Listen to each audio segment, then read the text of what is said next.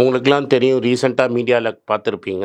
ஏன்னா தமிழ்நாடு காங்கிரஸ் கமிட்டி ஊடக பிரிவு தலைவராக அப்பாயிண்ட் பண்ணியிருக்காங்க. ஸோ பொலிட்டிக்கலாக என்னோட வியூஸ் என்ன அப்படின்னு நீங்கள் ட்விட்டரில் ஃபாலோ பண்ணணும்னு நினச்சிங்க, @AnandS 1967 என்னை ஃபாலோ பண்ணுங்க.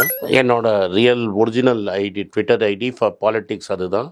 ஸோ பாலிட்டிக்ஸ் சம்மந்தப்பட்ட என்னோட எல்லா ஒப்பீனியன்ஸ், வியூஸ் எல்லாமே அதில் வரும். அதில் ஃபாலோ பண்ணுங்கள். நன்றி, வணக்கம். வணக்கம். அகில இந்திய காங்கிரஸ் கமிட்டியால் வருகின்ற பாராளுமன்ற தேர்தலை முன்னிட்டு 4 குழுக்களை நியமித்திருக்கிறோம். இதில் முதல் குழு ஒருங்கிணைப்பு குழு, எலெக்ஷன் கோஆர்டினேஷன் கமிட்டி.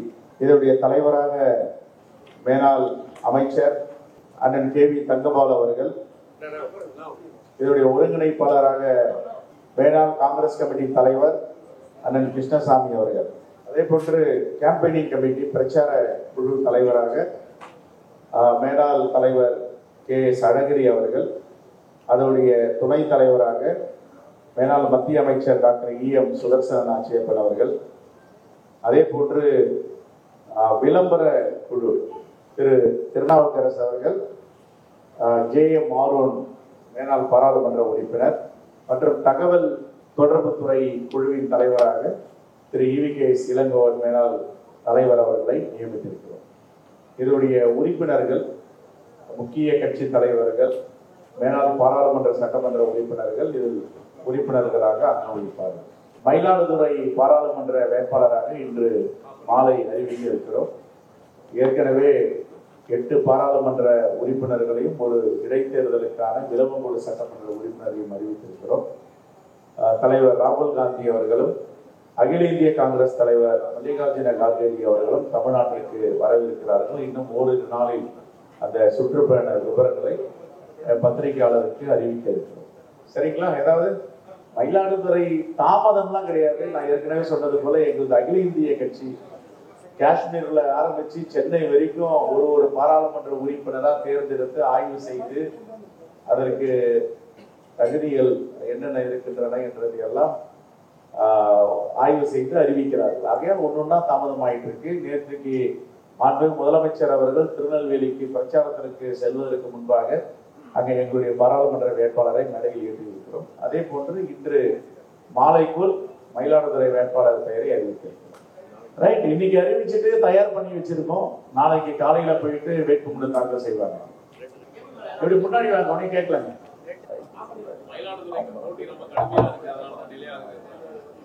இப்போ எல்லோருமே கேட்க தானே செய்வாங்க. ஆஸ்பிரண்ட் நிறைய பேர் இருக்காங்க, சிறியவர்கள் வரை பெரியவர்கள் வரை மயிலாடுதுறை தொகுதியில நிறைய பேர் கேட்க தான் செய்யறாங்க. அதுக்கு தகுதியான வேட்பாளர், எல்லோருமே தகுதியான வேட்பாளர் தான், யாரும் ஒருத்தருக்கு தான் கொடுக்க முடியும். ஆகையால இங்க அகில இந்திய தலைமை இன்னும் சில மணி நேரங்களில் முடிவு செய்வாங்க. வந்துடும்.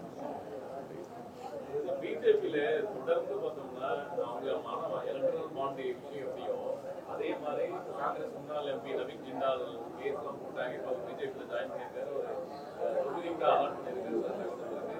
ஆனால் தொடர்ந்து பண்ணுறாங்க. ஆனால் ஒரு பர்சன்டேஜ் மறுப்பு செய்கிறாங்க. இது எந்த அளவுக்கு ஒரு இம்பாக்ட் கிரியேட் பண்ணும்? இப்போ நவீன் ஜிண்டால் மேலே மட்டும் கிடையாதுங்க, இது மாதிரி நிறைய பேர் மேலே வழக்கு போட்டு மிரட்டி பாஜகவுக்கு இழுக்கிற வேலையை தொடர்ந்து செஞ்சிட்டு இருக்காங்க. ஆந்திராவில் தெலுங்கு தேசம் உடைய மாநிலங்களவை உறுப்பினர்கள் 4 பேர், சௌத்ரி, ரமேஷ், இன்னும் 2 பேர். அமலாக்கத்துறை, CBI எல்லாம் வழக்கு போட்டாங்க. பல ஆவணங்களை பறிமுதல் பண்ணாங்க. பத்திரங்கள்லாம், தங்கம், வைரம், வைடூரியம் எல்லாத்தையும் எடுத்துட்டாங்க. அவங்க 4 பேரை முடிவு பண்ணி பாஜகவுக்கு போய் சேர்ந்த உடனே அவர்கள் கங்கையில காவேரியில குளித்து புனிதமானவர்களாக ஆக்கப்பட்டார்கள். எல்லா வழக்கும் திரும்ப பெற்றுக் கொள்ளப்பட்டது. டாக்குமெண்ட்லாம் திருப்பி கொடுத்துட்டாங்க. இப்ப ஏற்கனவே இந்த முன் உதாரணங்கள்லாம் இருக்கு. இப்ப நவீன் ஜிண்டால் மேலேயும் வழக்குகள்லாம் போட்டு மிரட்டி தொழிலை முடக்குனாங்க. இப்ப அவர் போய் சேர்ந்த உடனே பாராளுமன்ற உறுப்பினர் தொகுதியும் அவருக்கு அலோகேட் பண்றாங்க. இதுதான் பாஜக மாடல். ஒரு ஆட்சிக்கும் ஒரு மாடல் இருக்கு. பாஜகவுக்கு மாநிலங்களை சிதைப்பது, மாநில உரிமைகளை பறிப்பது, ரீஜினல் பார்ட்டியெல்லாம் நசுக்குவது, மிரட்டுவது, வழக்கு போடுவது, அவர்களை கட்சிக்குள் சேர்த்து வழக்குகளை திரும்ப பெற்றுக் கொள்வது.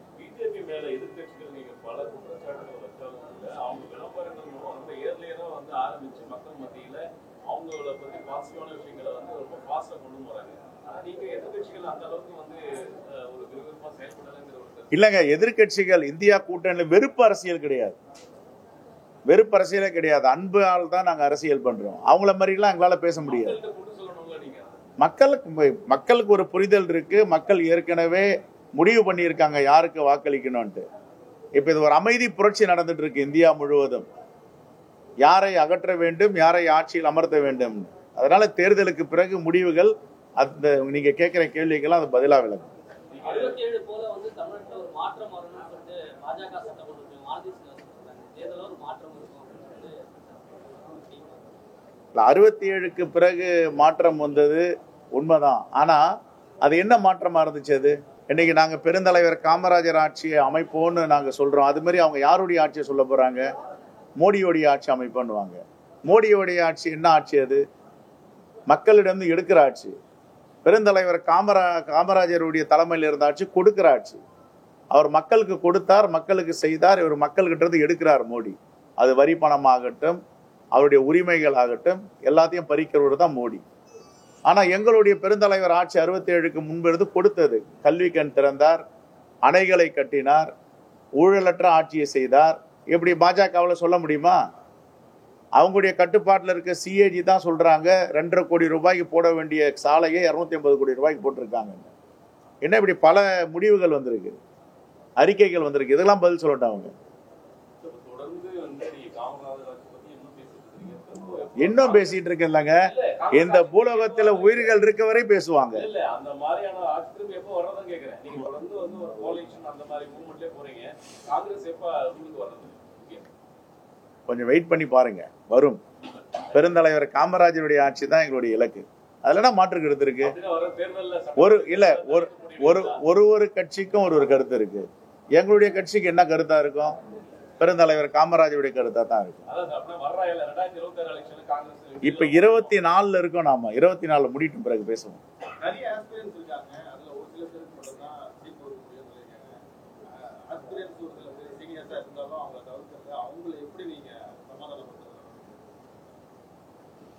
இல்லைங்க, இப்போ ஒரு தொகுதியில ஒருத்தர் தானே நிக்க முடியும் ஒரு கட்சி சார்பா. அது எந்த கட்சியாகட்டும். அதே மாதிரி எங்க கட்சிக்கும் அது பொருந்தும். 50 பேர் ஒரு தொகுதியை கேட்கறாங்கன்னா ஒருத்தரை தேர்ந்தெடுக்கிறோம், மீதி உள்ளவர்களுக்கும் வாய்ப்பு கொடுப்போம்.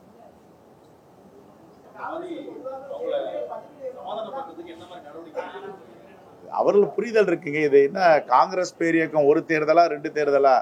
139 ஆண்டுகள் கடந்த கட்சி எத்தனையோ தேர்தலை பார்த்திருக்கு.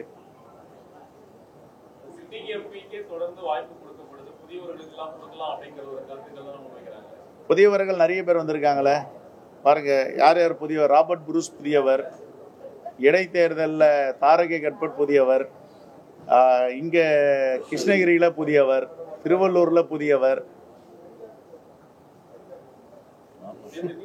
சோசியல் இன்ஜினியரிங், இந்த சோசியல் இன்ஜினியரிங் காங்கிரஸ் கட்சியில எல்லா சாதிக்கும் எல்லா சமூகத்துக்கும் ஆன தொகுதிகளை ஒதுக்கி இருக்கிறோம். நீங்க அப்படியே பார்த்துட்டு வாங்க. கன்னியாகுமரி, திருநெல்வேலி, சிவகங்கா, கரூர், கிருஷ்ணகிரி, கடலூர், திருவள்ளூர் எல்லா சமூகத்துக்கும் பிரதிநிதித்துவம் காங்கிரஸ் கட்சியில கொடுத்திருக்கோம்.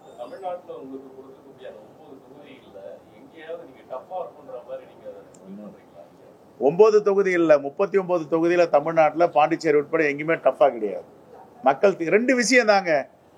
மோடி என்ன சொல்லி வாக்கு கேட்க போறார்? அவர் 10 ஆண்டுகளுக்கு முன்பு கொடுத்த வாக்குறுதியை 1 நிறைவேற்றி இருக்கிறோன்னு சொல்லுங்க பார்ப்போம். நாங்க விவாதத்துக்கு தயாரா இருக்கோம். ஆனா தமிழ்நாடு அரசு எங்க தோழமை கட்சி ஆட்சி செஞ்சிட்டு இருக்கு. அவங்க கொடுத்த வாக்குறுதியை 90 விழுக்காடு நிறைவேற்றி இருக்காங்க 2 ஆண்டுகள்ல. 10 ஆண்டுகளை ஏன் நிறைவேற்றல? என்னென்ன வாக்குறுதி கொடுத்தாரு? ஒண்ணுமே நிறைவேற்றல.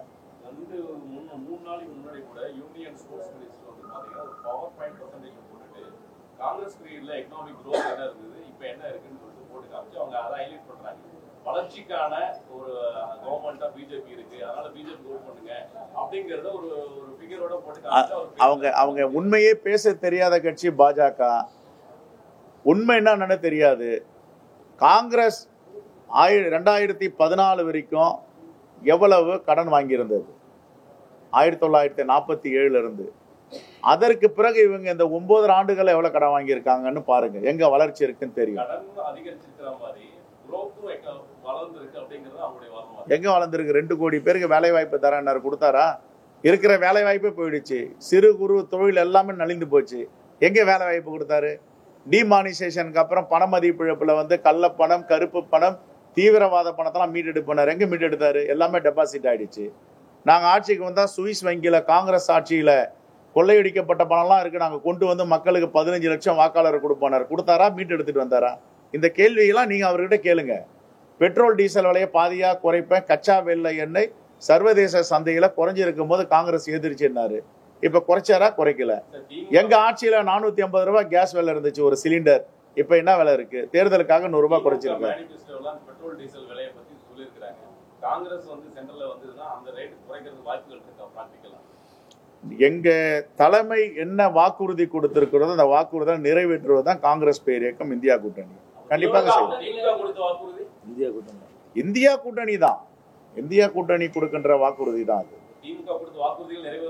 இல்ல, திமுக வந்துங்க இப்ப கொடுத்த வாக்குறுதியெல்லாம் 2.5 ஆண்டுகளுக்கு முன்னாடி 90 விழுக்காடு நிறைவேற்றி இருக்கிறாங்களா இல்லையா? அதுக்கு மேல போயிட்டு ஒரு 16 தொகுப்புல வந்து சொல்லாத வாக்குறுதி நிறைவேற்றி இருக்கிறாங்க. சொன்ன இன்னுயிர் காப்போம் 48. இருங்க, நான் சொல்லி முடிச்சிடறேன். இப்ப இன்னுயிர் காப்போம் 48 எந்த தேர்தல் வாக்குறுதியில கொடுத்தாங்க? நான் முதல்வன் எந்த வாக்குறுதியில கொடுத்தாங்க? காலை சிற்றுண்டி இந்தியாவில் முதல் முறையா இந்த மாநிலத்தில் அறிமுகப்படுத்தி இருக்காங்க, எந்த வாக்குறுதியில கொடுத்தாங்க? சொல்லுங்க. புதுமை பெண் எந்த வாக்குறுதியில கொடுத்தாங்க? இல்லம் தேடி கல்வி எந்த வாக்குறுதி கொடுத்தாங்க? எண்ணும் எழுத்தும் எந்த வாக்குறுதி கொடுத்தாங்க? பட் இப்ப நான் கேக்குறது, இப்ப கொடுத்த மேனிஃபெஸ்டோல டோல் எல்லாம் நாங்க எடுத்துருவோம்னு சொல்றோம், பெட்ரோல் டீசல் விலையை 60 ரூபாய் 70 ரூபாய் கொடுப்போம். பிராக்டிகலா சாத்தியமா? காங்கிரஸ் மத்தியில் ஆட்சிக்கு வர நடைமுறைப்படுத்துமா? சாத்தியம் இல்லாதது ஒன்றும் கிடையாது. மக்களுக்காக செய்யணும்னா சாத்தியம்தான். நாங்க ஒரு அதானிக்கும் அம்பானிக்குமான கட்சிகள் எங்க கட்சி இல்ல, மக்களுக்கான கட்சி. Right, thank you. உங்களோட கூட்டணியில இருக்கக்கூடிய மதிமுக, விசிகாவுக்கு இந்த தேர்தல் சின்னத்தை வந்து தேர்தல் ஆணையம் அதிகாரமாக்கிட்டாங்க. ஆனா பாஜக கூட்டணியில இருக்கவங்களுக்கு தேர்தல் டிடிவில புத்தர் வந்துக்கிட்டாங்க. அதே போல ஜிகே வாசனுக்கு சைக்கிள் வந்துக்கிட்டாங்க. எப்படி பாக்குறீங்க தேர்தல் ஆணையம்? அதுதான் பாஜக மாடல் அரசு.